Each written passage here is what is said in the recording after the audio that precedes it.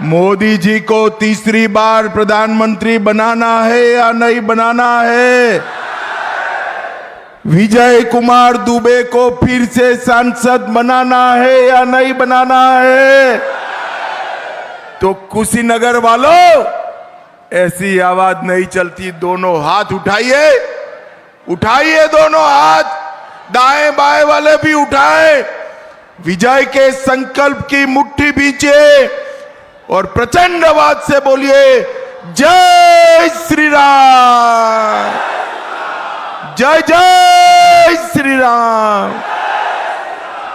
मंच पर उपस्थित भारतीय जनता पार्टी के सम्माननीय प्रदेश अध्यक्ष और मेरे मित्र श्रीमान भूपेंद्र चौधरी जी, हमारे राज्यसभा के सांसद राजा साहब आरपीएन सिंह जी, श्री विवेकानंद पांडे जी, मनीष जायसवाल जी, मोहन वर्मा जी, विनय प्रकाश गौड़ जी, दुर्गेश राय जी, लल्लन मिश्रा जी, और आज जिनको जिताने की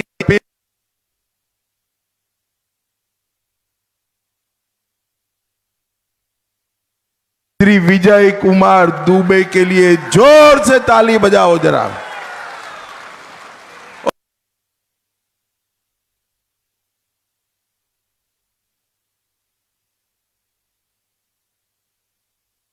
बहनों, माताओं और मेरे जिगर के टुकड़े जैसे युवा मित्रों, आप सभी को नमस्कार।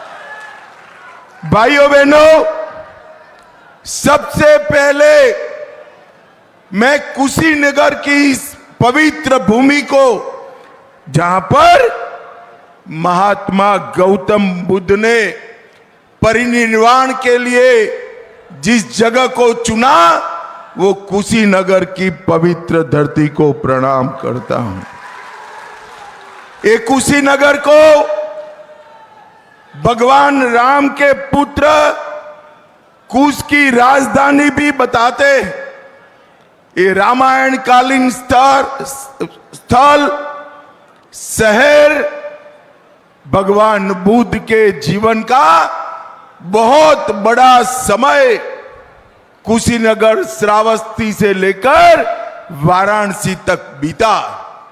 यहां पर ही एक क्षेत्र के अंदर ही भगवान बुद्ध ने अपने महान उपदेश देने का काम किया। और आज न केवल भारत, पूरी दुनिया बुद्ध के दिए गए रास्ते पर चलकर अपने आत्मा का कल्याण कर रही है।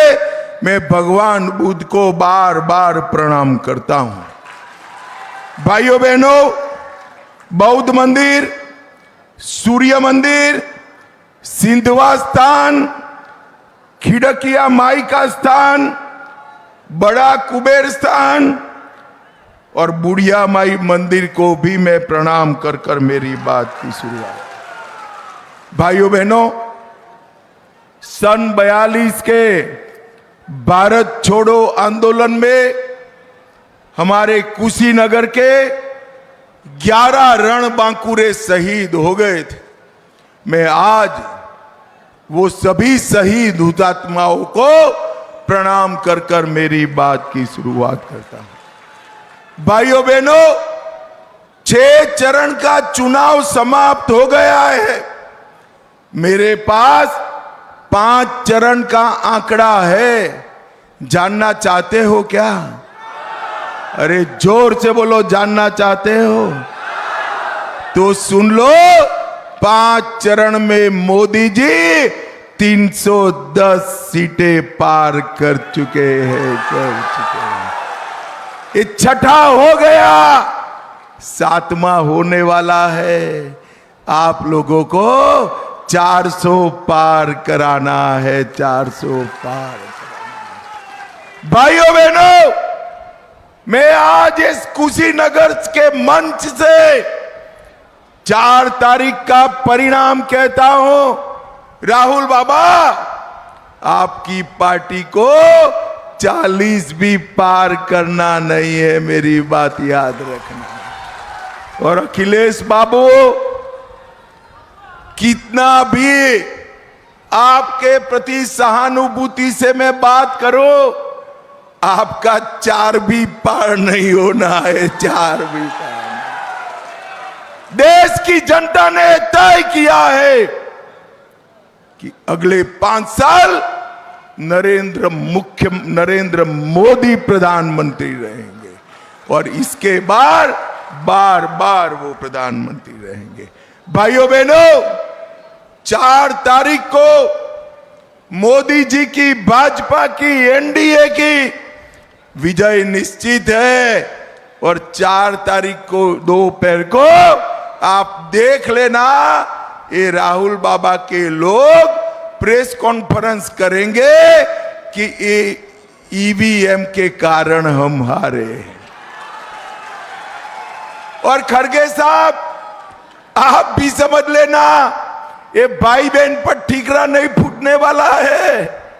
ये भाई बहन पर ठीकरा नहीं फूटेगा, हार का ठीकरा खड़गे साहब पर फूटेगा और उनकी नौकरी जाने वाली।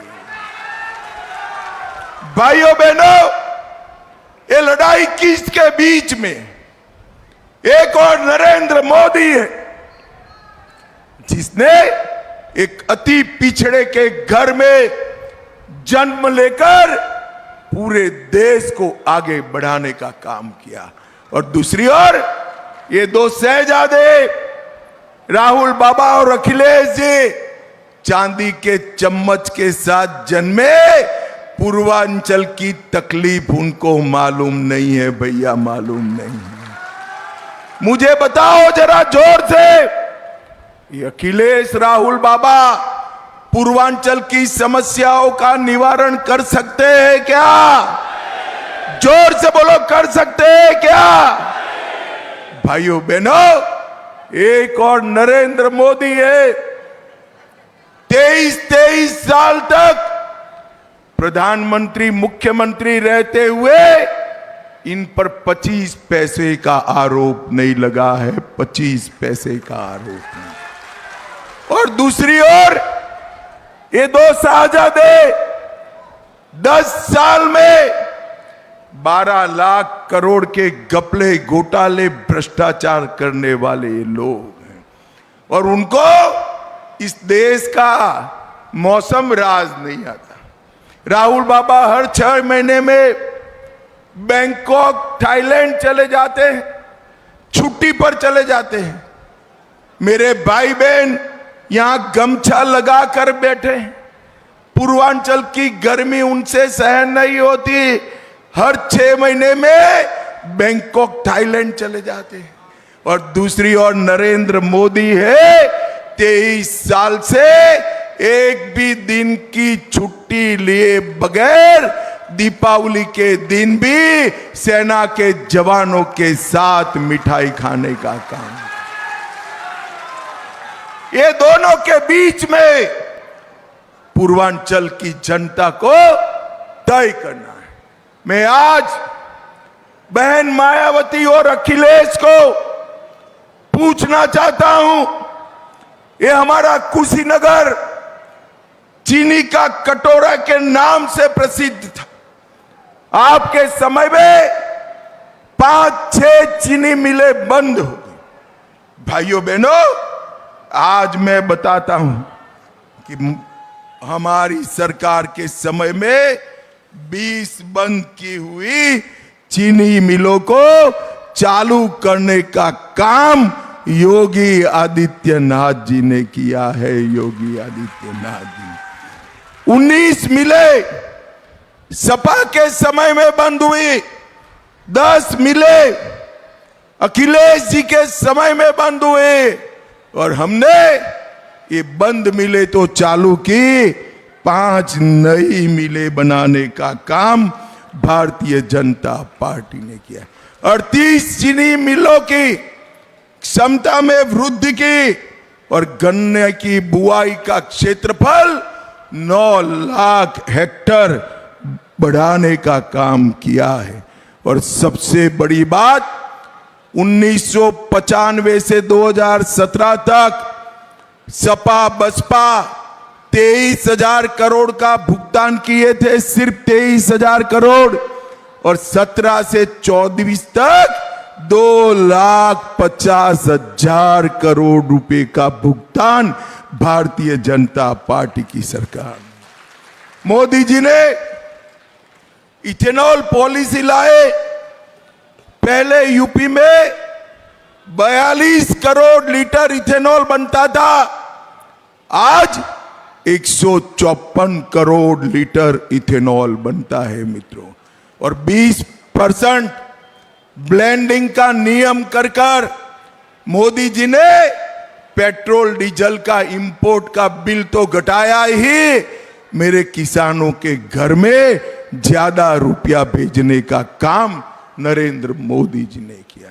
भाइयों बहनों, ये झूठ के आधार पर जीने वाले लोग, मैं बताता हूं, उन्होंने कहा कि हम मुस्लिम आरक्षण देंगे। कुशीनगर वालों, आज मैं कहकर जाता हूं, गलती से भी उनको जिताया तो पिछड़ा, अति पिछड़ा दलित का आरक्षण छीनकर ये मुसलमानों को देने का काम करेंगे। और मैं डराने नहीं आया। कर्नाटक में उन्होंने ये किया है, हैदराबाद में ये किया है, बंगाल में ये किया था, हाई कोर्ट ने रोक लगा दी। भाइयों बहनों, मुस्लिम आरक्षण संविधान सम्मत नहीं है। अपनी वोट बैंक को जिंदा करने के लिए ये मुस्लिम आरक्षण की बात करते हैं, जिसका सीधा खामियाजा पिछड़ा वर्ग को भुगतना पड़ेगा। मगर आप चिंता मत करो, ना ये जीतने वाले हैं, ना हम ऐसा होने देंगे। मैं आपको कहकर जाता हूं, जब तक नरेंद्र मोदी जी है, पिछड़ा वर्ग के आरक्षण को कोई हाथ नहीं लगा सकता, नहीं लगा। भाइयों बहनों, और दूसरी बात सुन लिए, जब तक भारतीय जनता पार्टी का एक भी सांसद है, हम इस देश में धर्म के आधार पर आरक्षण को नहीं आने देंगे, नहीं आने। भाइयों बहनों, जीतना तो मोदी जी को ही, मगर मुझे बताओ जरा, कुशीनगर वालों, 1 मिनट के लिए एक घमंडिया गठबंधन जीत गया तो उनका प्रधानमंत्री कौन बनेगा? कोई है क्या? अरे चलो यार, मैं आपको एक एक कर पूछता हूं। शरद पवार बन सकते हैं क्या? अरे जोर से बोलो, बन सकते हैं? ममता दीदी बन सकती है? लालू जी बन सकते हैं? उद्धव ठाकरे बन सकते हैं? अब हंसना मत, हाँ, हंसना मनाई है। राहुल बाबा बन सकते हैं क्या? अरे क्यों हंसे भाई? बन सकते हैं क्या?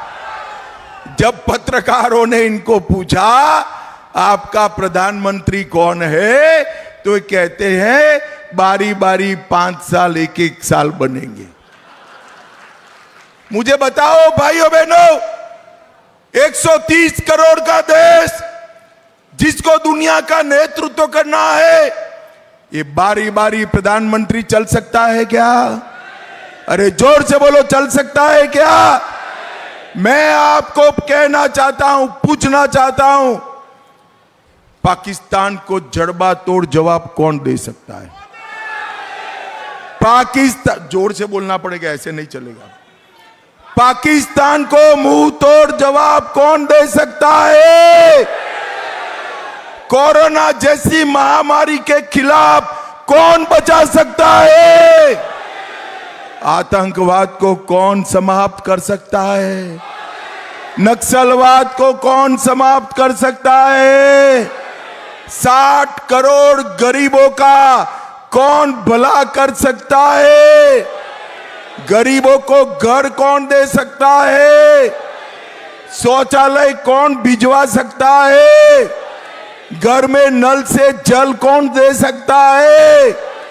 5 लाख तक का स्वास्थ्य का बीमा कौन दे सकता है? 5 किलो मुफ्त अनाज कौन दे सकता है? तो ये सब मोदी मोदी है, तो प्रधानमंत्री कौन बन सकता है भाई? यही देश, पूरे देश, पूरा पश्चिम उत्तर दक्षिण हर जगह से यही आवाज आती है, मोदी मोदी मोदी मोदी मोदी मोदी करना। भाइयों बहनों, अगर ये बारी बारी 5 साल प्रधानमंत्री बन गए ना, तो वो 5 साल में क्या काम करेंगे मैं बता देता हूं।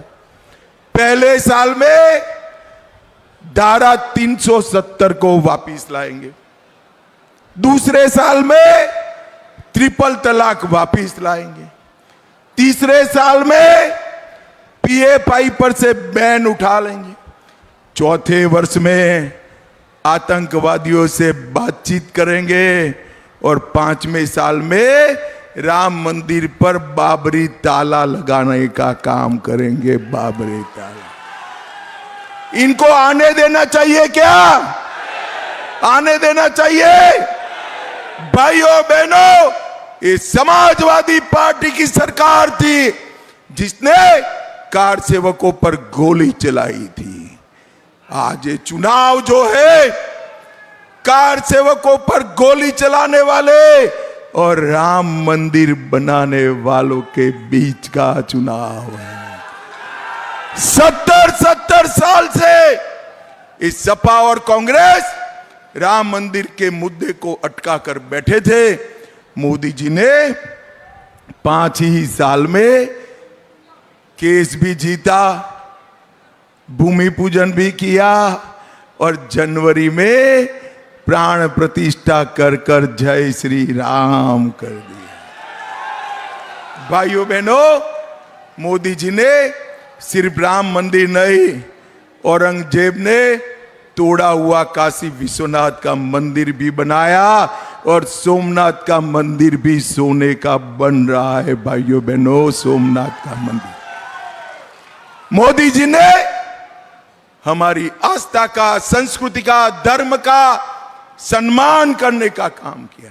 और मुझे बताओ जरा, ये पाक ऑक्यूपाई कश्मीर हमारा है या नहीं है? अरे जोर से बोलो कुशीनगर वालों, है या नहीं है? ये कांग्रेस पार्टी हमें डरा रही है कि पाकिस्तान के पास एटम बम है, पाक ऑक्यूपाई कश्मीर न मांगिए। अरे राहुल बाबा, आपकी पार्टी डरती होगी एटम बम से, हम तो भाजपा वाले हैं, नहीं डरते हैं, नहीं डरते। आज भगवान बुद्ध की परिनिर्वाण वाली भूमि पर मैं कह कर जाता हूं कि पाक ऑक्यूपाई कश्मीर भारत का है, रहेगा और उसको हम लेकर रहेंगे, लेकर रहेंगे। माताओं, भाइयों, बहनों, ये धारा 370 को नहीं हटा सके वो और क्या करेंगे? अभी अभी अखिलेश बाबू सहारा रिफंड पोर्टल का मुद्दा उठा रहे हैं। भाई कुशीनगर वालों, मुझे बताओ, 85,000 करोड़ का सहारा का घपला किसके समय में हुआ? जोर से बोलो, किसके समय में हुआ? किसने लोगों को लूटने दिया? अरे अखिलेश बाबू, आपकी पार्टी सहारा के फंड से चलती थी, सहारा की लूट आपने चलने दी। नरेंद्र मोदी ने तो रिफंड देने की शुरुआत की है। मैं आज सभी सहारा वालों को बताकर जाता हूं, तीनों कोऑपरेटिव का रिफंड चालू हो गया है और 3 प्राइवेट लिमिटेड कंपनी है, इसका केस सुप्रीम कोर्ट में है, मगर 3.5 करोड़ लोगों को 85,000 करोड़ रुपया पाई पाई हम वापिस करेंगे, ये हमारा गारंटी है। भाइयों बहनों, मुझे बताओ, हमारे अध्यक्ष जी पहले कहे कि यहां पर एक जिला एक माफिया होता था, अब कोई दिखाई पड़ता है क्या? अरे जोर से बोलो, दिखाई पड़ता है क्या?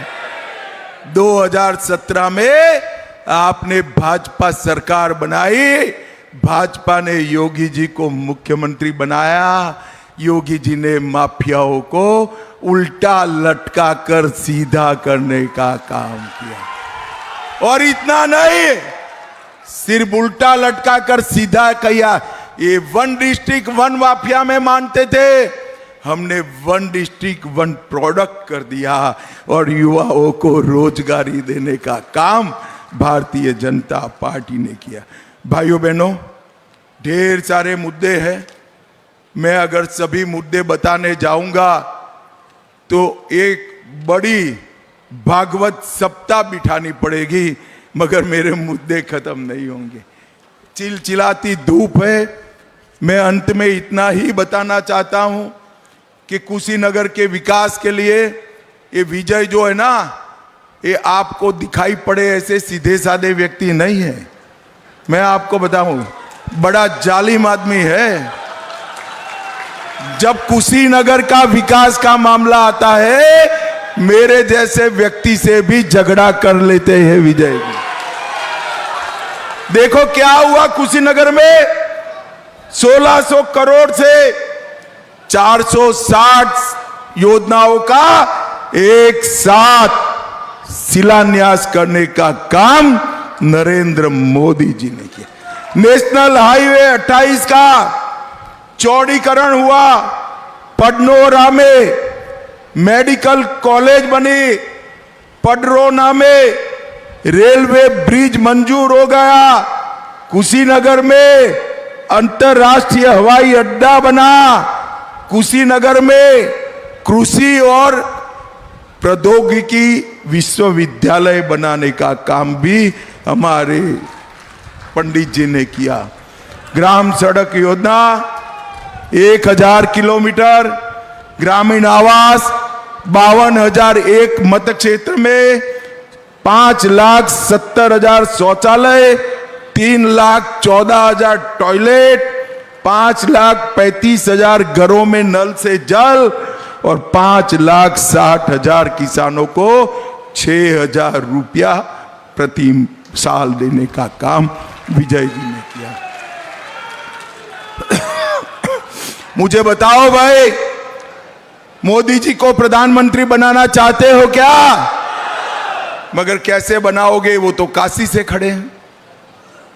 बताओ, चलो मैं रास्ता बताता हूं, ये विजय दुबे जी के नाम के सामने कमल का निशान है, आप बटन दबाना, मोदी जी टप से प्रधानमंत्री बन जाएंगे। दबाओगे क्या? अरे जोर से बोलो, दबाओगे? विजय जी को सांसद बनाओगे? मोदी जी को प्रधानमंत्री बनाओगे? 400 पार कराओगे? तो मेरे साथ दोनों हाथ उठाइए, उठाइए दोनों हाथ, विजय के संकल्प का मुट्ठी भींचकर बोलिए, जय श्री राम, जय जय श्री राम, भारत माता की, वंदे वंदे वंदे।